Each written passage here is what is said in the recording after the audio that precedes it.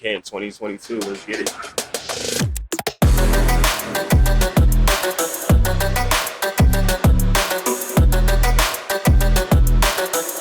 Hello and welcome on into Command Center. Training camp is officially underway. Julie Donaldson, Logan Paulsen, and Santana here with you. Woo, day one. It's exciting. We're glad to have fans here in Ashburn, a little bit closer to home. We got to watch practice. It's just about wrapping up. What is the thing that impressed you most, Logan? I'm gonna be on brand. I think the tight ends look really good today. They all caught balls. They look like they were really dialed in from a route running standpoint. Obviously, run game is still a little work to go there for all those guys, but I liked what I saw in the pass game. You know, one of the things that me and Logan just talked about, the first day or two, the defense kind of had the edge on the offense. So I'm not going to sit here and say I was impressed by anybody. Let us build it up a little bit. But just being here, day one, you know what I mean? It's officially here. It's football season. You can feel it in the air. It was hot.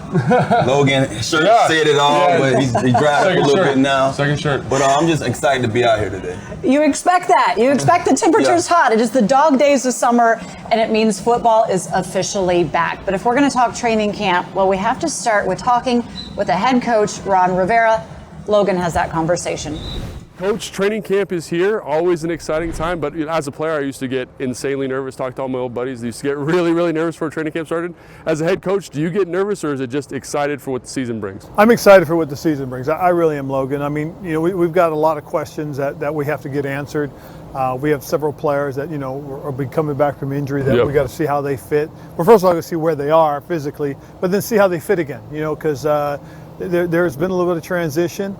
We got some new pieces to this puzzle, so it's going to be exciting. And it's always tough coming back off injury, so you got to reevaluate those guys. And you know, despite the nerves of training camp, I always felt like training camp was a time where I got to really bond with my teammates because they're kind of on lockdown together. You've done probably 30-plus training camps. Do you have any cool stories about teams coming together, or you know, funny stories from when you were playing? I have a great funny story. It's one of my favorites. You know, it was way back in the day, and my group of guys, you know, Dan Hampton, Steve McMichael, Richard Dent, Jim Morrissey, there was a group of us guys that used to hang out all the time. We used to play cards all the time. And during training camp, curfew would come around, and, you know, then we go to bed. Well, one night in particular, it was late in the camp, curfew comes around, they do bed check, and then all of a sudden here comes Dan Hampton and Richard Dent and Steve. Like, come on, boys, we're going. So, I mean, we're going. Says, we're going over to the club. We're going to play some pool, drink some beer. So we went over, and we were at this bar, and we're drinking beer, and we're shooting a little bit of pool and kind of BSing. It's about 11:30. All of a sudden, the waitress comes up. She brings this pitcher of beer, and she goes, "Oh, here." And I go, "Oh, here, I got it." She goes, "Oh, no. That's from the coach." I said, "The coach?" She goes, "Yeah, he's sitting over there." But you know what? In about a couple minutes, he comes over. He starts talking to us, hanging out with us, shooting pool with us. And so he goes, "I don't know about you boys, but we got practice tomorrow, and it's already midnight." And so we all get in the car and we start driving back to the dorm, and I'm looking at the guys going, "We're so screwed. He's going to blow us up tomorrow, I promise you." Well, he never said anything about it. And so one day I just happened to say, "Coach, you know, you never find us for that." He goes, "Ronnie, let me tell you something. You were doing what teams are supposed to do. You guys were bonding. You were hanging out together." I thought, you know what, that was pretty cool. So if you caught some guys out, what would you do? It's a little different now. It is different. Because I remember back when my rookie year, guys would go out, sneak curfew, all that stuff. Now, different vibe. Would you punish those guys, get a fine, or what? No, you know what? If that's the case, no. Right. Because I think that's the thing that you want. You want guys spending time together. You want guys, you know, being themselves. What you don't want is something crazy, a nightclub, something like that. That you worry about. Now it is time for some Commanders training camp storylines, and maybe no bigger storyline than the addition of a bona fide starting quarterback. The Commanders trading for Carson Wentz as he spent last season with the Colts after a strong start to his career with the Eagles. Logan, we've already seen a little bit during minicamp and during OTAs. Granted, they didn't have the pads on, so that's what we get to see now, kind of like really how things are different.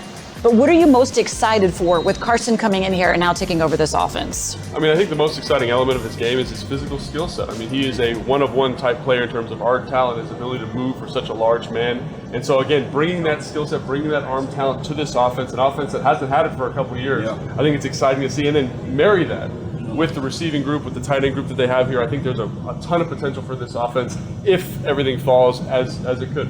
Yeah, that's one of the things that I'm looking for. So I'm looking for a guy to come in here and be the true #1 quarterback for this team. I think, the way he takes command in that huddle, owning that he's the guy, regardless of what goes down, good or bad. I just want to see a quarterback that's confident in everything he does. One of the things about this game, you have to have your confidence, and that's something that I'm seeing. I want to see Carson regain here. Now, also another major storyline that happened earlier this month will be linking right in there with Carson Wentz, and that is Terry McLaurin for an additional 3 seasons as he got a new contract, keeping him here through 2025 at least. How big of a deal was this, Santana, to get done before camp started? I think it was great, man. One of the things about players, we don't want to be in those situations. We don't want to sit here and have to be talking about money. We want to go out there and do what we do. So it's always great when you have your agent and those guys who deal with the money part of it, to make sure they get the deal done. It's great to see that you have a guy like Terry who's the leader. He's been the leader from day one, and this young receiver core needs to see their guy here. So I'm glad they got the job done early enough for him to get here to camp on time. And as Antonio Gibson said, we don't have to answer those questions anymore. It's locked in. It's a done deal. Yeah, absolutely. I think it is a big distraction having to deal with that every day, so 100%. Setting that tone would also mean for the rookie. And since we're talking wide receivers, well, they used their first-round pick this year, 16th overall, to select wideout Jahan Dotson from Penn State. Now, we've had a chance to get a look at him during OTAs and rookie minicamp, but Santana, what have you seen so far from him? I mean, he just looks sharp, man. One of the things that you always look forward to seeing in that guy, that rookie, rather, no matter what position he plays, is how ready is he, And this guy, I mean, like you said, they're not in pass yet, but when you watch him run routes, catch balls, just be where he needs to be at, he looks ready. And so I'm hoping to see him continue to do that in camp so we can really say, come week 1 of the preseason, really get a chance to really grade him and see where he's at. Yeah, and I mean, he was the most, in my estimation, the most NFL-ready receiver coming out of college, and to see that happen in OTAs, and obviously, got to put the pads on. People move a little different with pads, but I'm excited for what he brings to this offense, and might be the most polished route runner of the group as a rookie, which is always exciting. You talk about him being really ready and the most ready receiver coming in out of that group. That is something that this coaching staff really made a conscious point of, is they wanted to get players that not necessarily you have to wait 3 years or so, 2-3 years for them to get, but they're ready to come in, plug and play. And you'd expect that out of your first round pick, to come in and have an impact already. But mind you, we've not seen him on the field with Terry McLaurin yet because Terry was holding out, and we are excited to see how those two will work together as well. Now let's go to the defensive side of the ball, shall we? Defensive lineman Jonathan Allen earned his first trip to the Pro Bowl last season. He anchored a line that was dominated by injuries, losing both Chase Young and Montez Sweat for the latter part of the season. Logan, what are we expecting from John Allen? Where does his game go after having a Pro Bowl season last year? I mean, it's so hard to be better than he was last year. I mean, I think he was probably the 3rd defensive tackle in the NFL behind Allen and Jones in Kansas City. And so to be in that pantheon, that lauded group of kind of the best players at the position, I don't know. But I know John's going to work really hard, get better and improve. Obviously, you could add more pass rush moves, be more physical, evolve in the defense. I talked to him a little bit this offseason. He said he was going to really try and take advantage of that single gap approach and really be attacking in terms of first and second down. So I'd love to see that from him. Just make more tackles for us, be more productive. But yeah, man, he's a fantastic football player. Yeah, how is that silly? I mean, that's what I'm saying. I'm like, he played so well last year. You just want to see him continue to improve. I think one of the things about being a veteran, we find a way, regardless of what numbers you put up last year, you find a way to be that or try to get a little better from there. And it's also about elevating guys around you as well. Sure. And there's some new guys on the defensive line that he's going to be able to help elevate and kind of break into the NFL as well. All right. Coming up, as Antonio Gibson prepares for his 3rd NFL season, the Commanders running back joins us to talk about the first day of practice. And speaking of practice, we get to view the action from the player's perspective as Logan and Santana take us to the sideline for all the action. More Command Center after this.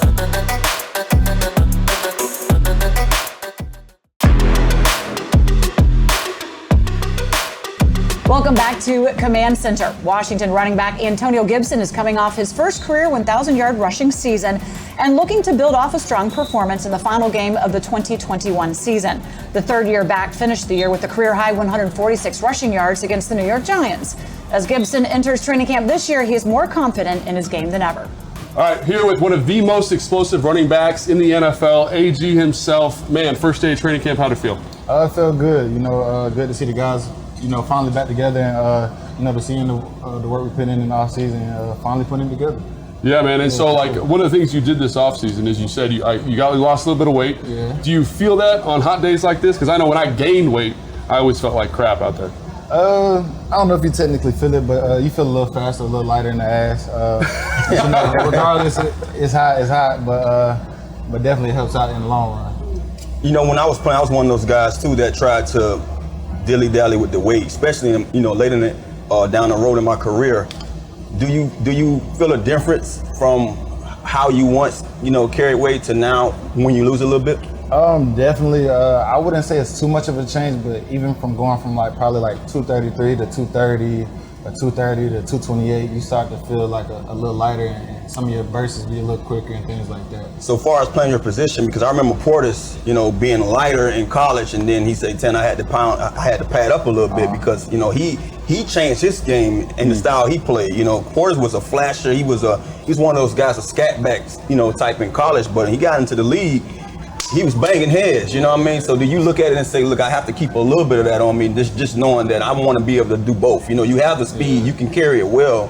Do you want to keep most of that stuff so you can be able to, go between tackles and not have to feel the effects? Definitely. I feel like, the more size you put on, people bouncing off of you, and then the smaller you get, you start to feel that. So I feel like I carry it well. I still can keep my speed and still explosive. I can still move, I can still get out there and run routes. So, I feel like I carry it real well. Is your role going to change in this offense now that Robinson's here, or have the coaches kind of said you're going to be doing the same stuff you were last year? Our guy, you obviously out in practice, you're getting the 1 reps, all that kind of thing. That's not up to me. You know what I'm saying? It's training camp started, so we'll see how that goes and how that goes into its preseason, into the season. But for right now, it's just do my role. When they put me out there, I'm gonna do my job, and when he's out there, he's gonna do his job. And we look good right now. Since Logan got to it, and I wasn't gonna ask the question, but being a receiver, his new guys coming in every year. You get 2 or 3 guys, and I was always one of those guys. I embraced the competition. Yeah. How does that feel, knowing that you have a guy capable of being that number 1 guy, but you've just made a name for yourself? I mean, from day one, since you've been here as a rookie, you pretty much went out there and solidified that position for us. Bringing a guy in that's going to probably take a little bit off your plate, because you don't have to be out there all the time to still be productive. How do you feel having a guy like that coming in with you? To add on to the team, you loved it, but at the same time, as athletes, we like to compete. I don't mind it at all, regardless of what people say. I love to compete. Somebody pushing you, that makes you better, it makes him better, and it makes the team better. So I don't mind it at all. Gotcha. So. Absolutely, man. And then, so with regards to your personal goals for developing as a running back, do you set any kind of pre-camp, and what are they if you do?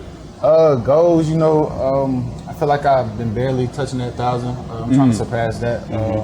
It's about that time. It's my 3rd year in the league. I feel like I'm comfortable. I'm ready. Hit the season going. From week 1 to the end of the season. I was going to ask about that 1,000-yard season you had last year.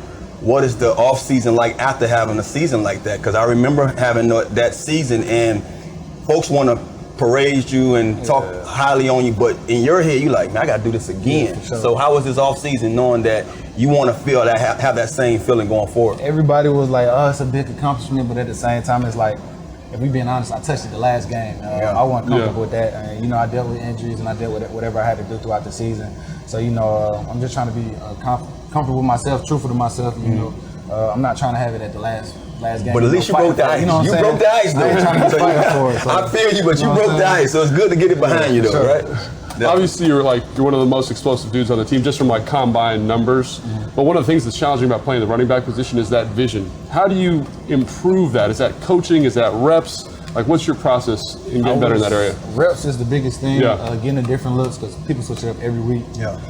So reps is the biggest thing to me, but at the same time, you can also work on. I got some work out there in Houston with my trainer KB. Okay. And we had a little light set up, and it's reaction time. So if that light's green, you go inside or outside, or you go right or left, and it's difficult at first, but once you get used to it, start getting quicker, and it gets easier. Yeah. Since your guy just peeked in here, give us some stuff that we don't know about this old Coach Jordan right here, Coach Jordan, man. He was one of my favorite coaches when I was here, and he's still here. So I'm happy you got a chance to be coached up by him. The man, we was just talking about video game. The man can play video games. What? It shocked me. We went over his crib, and him and JD got on the game, and he the first was kickoff return, and you could tell somebody He not still got his youth in him, huh? Then he took one for like 60 yards.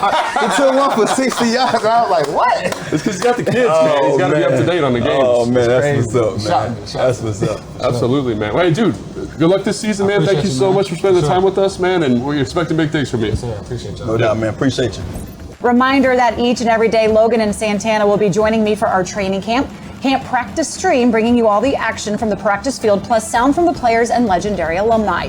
And if you are out at practice, make sure to use the hashtag HTTC when posting about your experience. We will feature it on the streams. Santana and Logan were on the sidelines for the first day of practice. Here are some of the highlights of what stood out to our former players. Would you have a dialogue with the quarterback about, hey, like, this is what I'm thinking on this route versus press, this is what I'm thinking versus cover 2, cover 3, or is it just like free access, I'm running a slant? It was just free access for me. I never really got vocal with quarterbacks. Interesting. You know, it's crazy. I think about that a lot now, saying maybe I should have talked more to Probably. them and had those conversations, but I was just so stern, and I came from the old school era. Here's Jahan right here up right now. You see him? Yeah, I see Jahan. Yeah, and I love how just smooth that man is. No, and like when he man. catches the football, it's a Right quiet upfield, catch. yeah. You know what I mean? Quiet, big mitts. Yep. Extend his arms, you know. I mean, it's just he's technique sound. So, I love And so that you about said him. you didn't talk to the quarterback. No, I Do you didn't. think that's an important part of building that relationship? I think it is to a certain extent.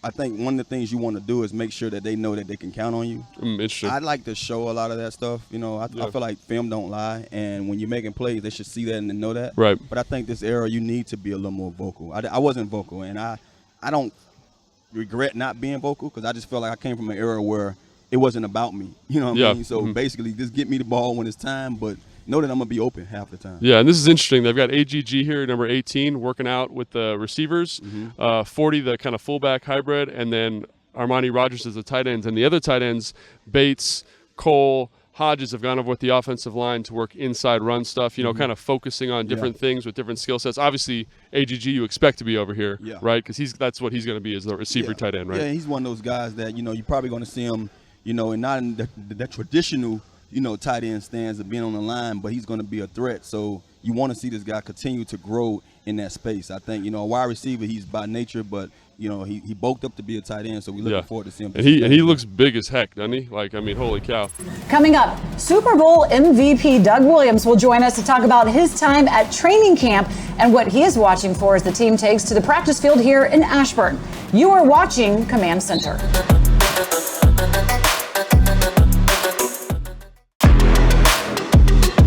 As we prepare for our first season as the Commanders, we are not shying away from our past. And one player whose presence still looms large here in Ashburn is none other than quarterback Doug Williams. He led the team to a Super Bowl victory over the Denver Broncos following the 1987 season. Logan and Santana made it back up from the field. They're a little sweaty. It's kind of hot down there. It started off early in the 80s, but that's what camp is all about. It gets hot. And especially when we have the legendary Doug Williams on set with us. So nice to have you here with us, Doug. I tell you what, this is a great day. I mean, coming out here, the sun is shining. I know it's hot, but just to see the guys on the field. Just play some football, right? Yeah, it's football time. Yeah. Well, it's expected to be hot. It's expected to have everybody out here in the field. We're thrilled for that, but we have to start with, look, you've seen a lot of Washington football. This is the first year now as the Washington Commanders football. What are you most excited about heading into this season and what we're going to see at camp? I think, no doubt about it. I mean, I've heard a lot of people say it's Carson Wentz. Mm-hmm. You know, this football team, to me, was missing a guy like Carson Wentz, who has the confidence and the attitude to bring to this team. And when you talk about the weapons that he has to work with, you know, you talk about Terry, you talk about Dotson, but then, you know, Curtis Samuel, and then you got Dommy Brown. You got four guys from a weapon standpoint. We hadn't even talked about the tight end, you know, and then you got the running back. So the burden of proof, to be honest with you, is on the offensive coordinator of getting these guys some touches. And I think that's going to be the bottom line. That was your point, Logan. Yeah, and you know, Scott. Do you think he's ready for this challenge? I mean, do you think he's ready to go? This is a big lift now. Well, let me say this: what he's done in the past, especially last year, you know, I think he's gotten ready for it. But to add Dotson to this whole thing, and Logan coming back, and hopefully Samuel come back healthy, is another challenge for him. You know, he's gonna have to spend a lot of hours in the front of that tape and thinking about how I can get this guy. I remember when, be honest with you, when I played here with Joe Gibbs, he had the same problem with the posse. Yeah. You know, his thing was, I gotta find a way to get these guys 7 throws. You know, he would say, you got 7 throws. Now it's up to the quarterback to make the decision, but I'm gonna get you 7. You know, so I think he has the same problem, but it's a great problem. Yeah, I was just about to ask you. You can't ask for a better problem. Right. You know, a lot of people like to have the problem that he has. At Washington's preseason game against the Carolina Panthers on August 13th, the Commanders' marching band will premiere the new revamped fight song, and of course, we need your help. Fans can help select the updated lyrics by visiting commanders.com/HTTC to cast their vote. Okay, so it's going to have the same tune, a lot of the same lyrics as it was before, but one of the main changes is going to be either as fight for our Commanders or leaders on a mission. This is why I don't sing, folks. I thought it was pretty good, actually. Thanks. Yeah, folks at home will probably turn us off by now. But they can vote. You can vote. We want you to vote. That's who's going to decide. Would you have a choice over the two? I think Leaders on a Mission kind of feels like it in the spirit of the original lyric. It's not as cool to be a leader sometimes, but you know, I like that it kind of keeps with the same idea of the original song. Y'all want my honest opinion? Santana, come on, man. I'm not sure. Do we? I mean, just tell me when it's all. It's all done. Okay, there we go. Well, you, the fans, get to vote. We'll tell Santana what you vote on. Thanks for joining us on this Command Center.